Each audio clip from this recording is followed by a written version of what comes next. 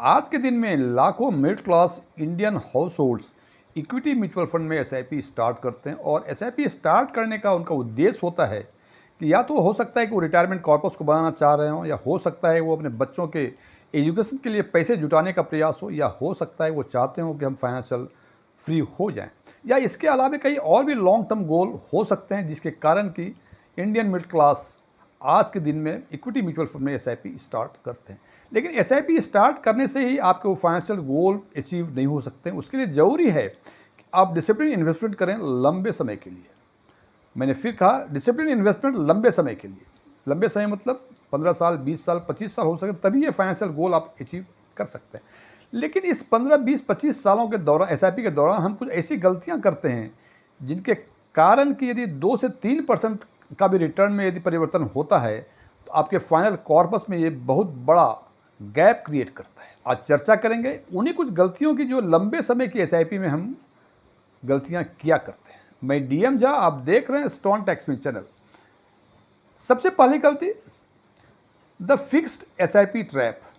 अब आपको लगता है कि एसआईपी का ट्रैप क्या होता है? जनाब, नॉर्मल जो टिपिकल एसआईपी होती है उसमें हम फिक्स्ड अमाउंट लंबे समय के लिए हर महीने इन्वेस्ट करते हैं। हालांकि इससे भी अच्छे कॉर्पस क्रिएट होते हैं। लेकिन यदि आपने सोचा कि रिटायरमेंट के समय आपको 1 करोड़ रुपए चाहिए आज से 20 या 25 साल के बाद, और यदि आप 10,000 रुपये की एसआईपी ऐसे एवेन्यूज़ में इन्वेस्ट करेंगे जहां के एवरेज एक्सआईआर 12% है, तो निश्चित रूप से 20 वर्षों के बाद वो 1 करोड़ के आसपास आपको कॉर्पस क्रिएट हो जाएगा। लेकिन जो 20 वर्षों या 25 वर्षों के बाद जो 1 करोड़ रुपये होगा, हो सकता है उसकी परचेजिंग कैपेसिटी आज के दिन में 40 लाख या 35 लाख या 50 लाख के आसपास हो। तो आपने तो सोचा था कि 1 करोड़ रुपये मुझे 20 साल के बाद मिलेंगे, मैं आराम से ज़िंदगी व्यतीत कर पाऊंगा। लेकिन जब आप उससे परचेज करते हैं तो आपको लगता है कि आज से 20 साल पहले जिस चीज़ की कीमत 10 रुपये थी, आज उसकी कीमत 20 या 25 रुपये हो गई, और इस हिसाब से रुपये की वैल्यू कम हो जाती है। फ्रेंड्स, तो आखिर सवाल है कि इस मुसीबत से उबरा कैसे जाए? तो फ्रेंड्स, जैसे कि आपने एसआईपी का इन्वेस्टमेंट स्टार्ट किया तो निश्चित रूप से आपको कोई ना कोई सोर्स ऑफ इनकम होगा। हो सकता है आप नौकरी पेशे वाले हों, हो सकता है सेल्फ एम्प्लॉयड हो सकता है आप बिजनेसमैन हो। जो भी सोर्स ऑफ इनकम है, लंबे समय 20-25 वर्ष में हर वर्ष कुछ न कुछ आपके इनकम में वृद्धि होती है। नौकरी यदि करते हैं आपका तो एनुअल इंक्रीमेंट मिलता है, बिजनेस करते हैं बिजनेस में बढ़ोतरी होती है, और जो भी चीज़ करते हैं उस आपके इनकम में वृद्धि लगातार हर वर्ष होती रहती है। तो जो आपके इनकम में वृद्धि होती है उसमें से 5 से 15% तक यदि हर वर्ष अपने फिक्स्ड एसआईपी में यदि आप ऐड कर देंगे तो निश्चित रूप से ये समस्याएं जो थी कि 1 करोड़ की जो परचेजिंग कैपेसिटी आज के हिसाब से आपने किया था 12% के एक्सआईआर में 10,000 रुपये की एसआईपी, वो यदि आप इसको स्टेप अप एसआईपी या टॉप अप एसआईपी कहते हैं, यदि 5 से 15% यदि ऐड करेंगे तो निश्चित रूप से 20-25 वर्षों के बाद इतना अमाउंट हो जाएगा जिसकी परचेजिंग कैपेसिटी आज के 1 करोड़ की परचेजिंग कैपेसिटी के बराबर होगी, और आप निश्चित रूप से रिटायरमेंट के बाद या जो भी आपके फाइनेंशियल गोल्स हैं वो पूरे कर पाएंगे। उदाहरण के लिए, जैसे हमने कहा कि 10,000 रुपये की एसआईपी ऐसे एवेन्यूज़ में जहां 12% का एक्सआईआर हो 20 वर्षों के लिए, तो 20 वर्षों के बाद ये रकम बन जाएगी 1 करोड़ के आसपास। यदि इसमें आप 10% स्टेप अप या टॉप अप करें, स्टेप अप टॉप अप का यदि सिंपल वे में हम ट्रांसलेट करने की कोशिश करें तो 10,000 की एसआईपी फिक्स्ड है, तो पहले महीने से लेकर 12वें महीने तक ये 10,000 की एसआईपी होगी, और 13वें महीने से 24वें महीने तक 10% की स्टेपअप में 10,000 का 10% यानी 1,000 रुपये, तो 10,000 रुपये फिक्स एसआईपी और 1,000 एडिशनल 13वें महीने से 24वें महीने तक, तो 11,000 रुपये प्रति माह की एसआईपी आपके 13वें महीने से 24वें महीने तक चलेगी। और फिर थर्ड ईयर 11,000 का 10% यानी 1,100, यानी 25वें महीने से लेकर 36वें महीने तक जो एसआईपी के इंस्टॉलमेंट होगी वो 11,000 प्लस 1,100 यानी 12,100 रुपये होगी। तो ये है स्टेप अप एसआईपी का। यदि हम 10% के हिसाब से एग्जाम्पल दिया हमने, तो यदि 10% का स्टेप अप करते हैं आप तो 20 वर्षों के बाद ये रकम बन जाती है 1.95 करोड़ यानी करीब 2 करोड़ के आसपास का। और यदि 15% की स्टेप अप करते हैं या टॉप अप करते हैं तो ये बन जाती है 3.05 करोड़ यानी 3 करोड़ के आसपास। तो निश्चित रूप से यदि आप 5 से 15% के बीच स्टेप अप एसआईपी ऐड करेंगे और तो आपकी जो फाइनेंशियल गोल है वो निश्चित रूप से अचीव हो जाएगी, और आप का जो भी उद्देश्य है उस उद्देश्य को आप पूरा कर पाएंगे। तो आपको चाहिए कि आप फिक्स्ड एसआईपी की ट्रैप से निकलें और स्टेप अप एसआईपी करें। दूसरी गलतियां हैं stopping SIP during market corrections. Friends, SIP का जो प्राइमरी मैकेनिज्म है वो रुपी कॉस्ट एवरेजिंग है। रुपी कॉस्ट एवरेजिंग का मतलब, क्योंकि आपका इन्वेस्टमेंट इक्विटी म्यूचुअल में किया है, आपका इन्वेस्टमेंट इक्विटी स्टॉक्स में होती है, और इक्विटी मार्केट जो है उसका मूवमेंट अपवर्ड डाउनवर्ड हमेशा चलता रहता है, ये हमेशा फ्लैट नहीं होता है, कभी अप गया कभी डाउन गया। तो एसआईपी में यदि मार्केट डाउन जाता है तो आपको एडिशनल यूनिट्स परचेज करने की अपॉर्चुनिटी मिलती है, और यदि ऊपर जाता है तो आपको कम यूनिट्स परचेज करेंगे उतनी ही अमाउंट। उदाहरण के लिए, यदि किसी म्यूचुअल फंड में आपने 10,000 रुपये की एसआईपी की है और उसकी एनएवी आज के दिन में 100 रुपये है, तो 10,000 रुपये में आपको 100 यूनिट्स मिलेंगी। दूसरे महीने यदि मार्केट करेक्शन में 80 रुपये यदि हो गए तो उसी 10,000 में आपको 125 यूनिट्स आपको मिलेंगी। तीसरे महीने फिर और मार्केट नीचे गया, वो 50 रुपये एनएवी हो गई, तो आपको उसी 10,000 रुपये में 200 यूनिट्स मिलेंगी। और जब भी मार्केट रिकवर होता है तो ये जो एडिशनल यूनिट्स जो मिली आपको मार्केट करेक्शंस में, ये आपके वेल्थ क्रिएशन करने में बहुत मदद करती है। लेकिन सामान्य तौर पे क्या होता है कि जैसे ही मार्केट गिरना शुरू होता है, जो एसआईपी इन्वेस्टर्स हैं उनको लगता है कि पता नहीं मार्केट और कितना गिरे, अभी तो इतना ही लॉस हुआ है, आगे कुछ और लॉस होगा, तो वो या तो एसआईपी को पॉज कर देते हैं या एसआईपी से निकल जाते हैं। ऐसा कतई नहीं करें। ऐसा यदि आप करेंगे तो निश्चित रूप से जो आपके फाइनेंशियल गोल हैं वो गोल कभी पूरे नहीं हो पाएंगे। तीसरी गलतियां हैं chasing short term performer and over diversifying. मानव प्रवृत्ति दो होती है। हमने डाइवर्सिफिकेशन का नाम सुना हुआ है कि भाई आप रिस्क डाइवर्सिफाई कर लें, इसलिए डिफरेंट एसेट क्लास में आपको इन्वेस्टमेंट करना होता है।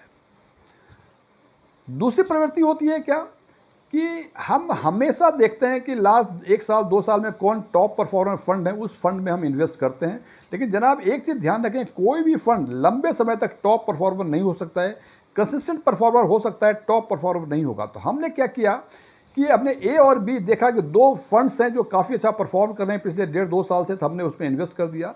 साल 2 साल के बाद देखा कि अब ए और बी टॉप परफॉर्मर नहीं रहा, बल्कि सी और डी टॉप परफॉर्मर रहा, तो हमने सी और डी में कर दिया। और इस हिसाब से 20 सालों में यदि ऐसे चेंज करते जाएंगे तो हो सकता है कि 15 से 20 फंड्स आपके पोर्टफोलियो में हो जाएं, और इस 15 से 20 जैसे ही फंड होंगे वो ओवर डाइवर्सिफिकेशन हो जाएगा। आपको लगता है कि आपके इन्वेस्टमेंट जो 20 म्यूचुअल फंड्स में है अलग अलग स्टॉक में इन्वेस्टेड हुए हैं, लेकिन फ्रेंड्स ऐसा नहीं होता है। उदाहरण के लिए यदि लार्ज कैप सेगमेंट की बातें करें तो लार्ज कैप सेगमेंट का जो भी म्यूचुअल फंड से केवल 100 स्टॉक्स में ही इन्वेस्ट करता है। अब आपने 5 लार्ज कैप सेगमेंट के फंड्स ले लिए, तो आपको लगता है कि जो आपके पैसे हैं पांचों फंड्स में अलग अलग वो हो रहे हैं, लेकिन जनाब काफ़ी संभावना है कि मोर देन 50% की ओवरलैपिंग हो जाए, और यही ओवरलैपिंग जो है ओवर डाइवर्सिफिकेशन है। तो जब भी ओवर डाइवर्सिफिकेशन होगा ओवरलैप करेगा और आपको रिस्क का डाइवर्सिफिकेशन नहीं हो पाएगा। तो ध्यान रखें कि कंसिस्टेंट परफॉर्मर फंड्स को सेलेक्ट करें। टॉप परफॉर्मर के चक्कर में यदि पड़ेंगे तो ओवरलैपिंग की समस्या आएंगी और डाइवर्सिफिकेशन आपको नहीं मिलेगा। चौथी जो गलतियां करते हैं आमतौर पर, विड्रॉल कैपिटल प्री मैच्योरली। आपने 10,000 रुपये की एसआईपी 20 वर्षों के लिए की थी, आपने लगातार 15 साल ठीक से एसआईपी चलाई, अच्छे खासे फंड आपके क्रिएट हो गए, लेकिन अचानक आपको लगा इतने फंड हो गए, इसमें से 15 लाख निकाल ही लो तो क्या होगा। आपने 15वें साल में 15 लाख रुपए निकाल लिए, तो आपको लगता है कि यदि पैसे नहीं निकालते तो हम 1 करोड़ रुपए मुझे मिलता, और 15 लाख निकालिए तो 85 लाख मिलेंगे। फ्रेंड्स ऐसा नहीं है। आप यदि 15वें साल में 15 लाख रुपए उस 10,000 रुपये की एसआईपी जिस 12% के एक्सआईआर वाले फंड से निकालेंगे, तो जो कॉर्पस मिलेगा आपको वो करीब 72,66,000 के आसपास होगा। अब देखें, आपने निकाला केवल 15 लाख, आपको उम्मीद थी कि 1 करोड़ में से 15 लाख माइनस करके 85 लाख रुपए का कॉर्पस मिलेगा, लेकिन कॉर्पस मिलेगा आपको 72 लाख 73 लाख के आसपास। यदि 18वें साल में यही 15 लाख रुपए निकालेंगे आप, तो आपको कॉर्पस जो मिलेगा 20 वर्षों के बाद वो 80,87,000 के आसपास मिलेगा। तो इसमें ये समझ में आता है मुझे कि आपने जितने लंबे समय तक आपके फंड इन्वेस्टेड होंगे, कंपाउंडिंग का फ़ायदा तभी आपको पूरा का पूरा मिलेगा। जितना लंबा समय उतना कंपाउंडिंग का अधिक फ़ायदा। देखा कि 15वें साल में आपने निकाला था तो आपको 72,66,000 मिलेंगे, लेकिन 18वें साल थोड़ा सा 3 साल अधिक आपने इन्वेस्टेड रहे उसमें, तो 80,87,000 मिले। और यदि पूरे के पूरे यदि पैसे नहीं निकालते, आप 20वें साल में निकालते, तो आपको 1 करोड़ का कॉर्पस मिलता। तो ध्यान रखें कि प्री मैच्योरली जब तक बहुत जरूरी ना हो अपने एसआईपी के फंड से कैपिटल विड्रॉ न करें। 5वां और सबसे अधिक इंपॉर्टेंट, ऑप्टिंग रेगुलर प्लान। जब आप म्यूचुअल फंड में इन्वेस्टमेंट करते हैं, चाहे एसआईपी हो या लमसम इन्वेस्टमेंट हो, आपको प्लान चूज़ करने के लिए कहा जाता है, फॉर्म में रहता है। यदि आपने एडवाइज़र के थ्रू किया होगा तो आपको पता भी नहीं चलेगा। वो रेगुलर प्लान में देंगे और अपना ARN नंबर उसमें डाल देंगे, सो दैट उनका जो कमीशंस है वो उनको लगातार मिलता रहे। अब एक चीज़ का ध्यान रखें, आपको लगता है कि भाई रेगुलर प्लान डायरेक्ट प्लान में क्यों झंझट में पड़े हैं, लेकिन फ्रेंड्स यदि इसका एक्सपेंसेस रेशियो यदि आप देखेंगे रेगुलर प्लान का और डायरेक्ट प्लान का, तो तब आपको समझ में आएगा कि आपको खासकर SIP में डायरेक्ट प्लान क्यों लेना चाहिए। लार्ज कैप सेगमेंट का जो एवरेज रेगुलर प्लान में टोटल एक्सपेंसेस रेशियो है 2.07 है, वही डायरेक्ट प्लान में 0.94 है। यानी डिफरेंस जो है रेगुलर प्लान में 1.13 अधिक एक्सपेंसेस रेशियो है, और एक्सपेंसेस रेशियो अधिक होगा तो निश्चित रूप से रिटर्न आपको कम मिलेगा। मिड कैप में रेगुलर प्लान में एवरेज टोटल एक्सपेंसेस रेशियो 1.82 है, डायरेक्ट प्लान में ये 0.77 है, डिफरेंस 1.05 का है। स्मॉल कैप में रेगुलर प्लान में 1.98 का टोटल एक्सपेंसेस रेशियो है, डायरेक्ट प्लान में ये 0.74 है, और ये डिफरेंस 1.24 का है। यानी यदि कोई पार्टिकुलर म्यूचुअल फंड जिसमें आप SIP कर रहे हैं, यदि रेगुलर प्लान में करेंगे आप, मान लीजिए मिड कैप का है कि रेगुलर प्लान में किया तो आप, और किसी ने डायरेक्ट प्लान में किया तो डायरेक्ट प्लान वाले को 1.05% एडिशनल रिटर्न मिलेगा। और आपको लगता होगा कि 1% कम ही मिला तो क्या होगा फ्रेंड्स, 1% का भी रिटर्न यदि 20 वर्षों में कम मिलता है, इसका मतलब कि आपको कोई 14 से 15 लाख के आसपास कॉर्पस कम मिलेंगे। यानी यदि 12% में आपको मिल रहे थे 1 करोड़ रुपये 20 वर्षों में 10,000 रुपये के SIP में, तो और आपने उसमें रेगुलर प्लान लिया हुआ है, तो निश्चित रूप से आपको 11% ही मिलेगा, बिकॉज 1.05% का डिफरेंस है। मैं एवरेज डिफरेंस बता रहा हूँ, हो सकता है ये डिफरेंस काफ़ी अधिक भी हो। तो आपको 1% के डिफरेंस के लिए जो आपको कीमत चुकानी पड़ेगी वो करीब 14 लाख के आसपास। वो 14 लाख जो हैं 20 वर्षों में वो जाएंगे आपके जो ब्रोकर हैं, जो आपके कमीशन एजेंट्स हैं, जो एडवाइज़र हैं, उनको मिलेगा, बिकॉज उन्होंने आपको असिस्ट किया हुआ है। तो जनाब उन्होंने 20 साल पहले आपको एक म्यूचुअल फंड को बताया था कि इसमें आप SIP करें। ये बताने की कीमत आपको 14 लाख रुपए 20 वर्षों में पे करनी होती है। और यदि इसको एनुअल की बातें करें, एनुअल पेमेंट की बातें करें, ये करीब 70,000 प्रति वर्ष आपको कमीशन के रूप में उनको देना पड़ता है। और यदि इसको मंथली कैलकुलेट करें तो ये 5,833 रुपये हर महीने आप अपनी कमाई में से अपने जो एडवाइज़र हैं, आपको जो मिडिल मैन है, उनको आप पे करें। तो देख लें कि आपको रेगुलर प्लान लेना है या डायरेक्ट प्लान। यदि आपको लगता है कि आप डायरेक्ट प्लान को हैंडल नहीं कर सकते तो निश्चित रूप से रेगुलर प्लान लीजिए। लेकिन यदि आप डायरेक्ट प्लान हैंडल कर सकते हैं तो आप डायरेक्ट प्लान ही लें। फ्रेंड्स, इस तरह से कई सारी गलतियां हैं जो जिस गलतियों के कारण आपके XIR में 2 से 3% तक का डिफरेंस हो जाता है। और जैसे ही 2 से 3% का डिफरेंस होगा तो लंबे समय में ये कॉर्पस में काफ़ी बड़ा गैप क्रिएट करता है। फ्रेंड्स, ये वीडियो क्लोज करने के पहले मैं कुछ डिस्क्लेमर देना चाहता हूँ कि मैं कोई म्यूचुअल फंड एडवाइज़र नहीं हूँ, नहीं मेरे ऑफलाइन या ऑनलाइन कोई क्लासेस चला करते हैं, नहीं मेरे पास कोई MFI के रजिस्ट्रेशन नंबर है, नहीं मैंने SEBI के कोई एग्ज़ाम इस कॉन्टेक्स्ट में पास किए हुए हैं, नहीं मेरे कोई वेबसाइट है। ओपन डोमेन पे जो भी इन्फॉर्मेशन अवेलेबल है उसके बेसिस पर मैं आम लोगों के लिए आम वीडियो बनाया करता हूँ। ये मेरे विचार थे, मेरे विचारों से सहमत होना कोई ज़रूरी नहीं है। यदि आप मेरे विचारों से सहमत हैं तो कमेंट बॉक्स में एग्रीड लिखें, और यदि आप मेरे विचारों से सहमत नहीं हैं तो कमेंट बॉक्स में नॉट एग्रीड लिखें। Thank you.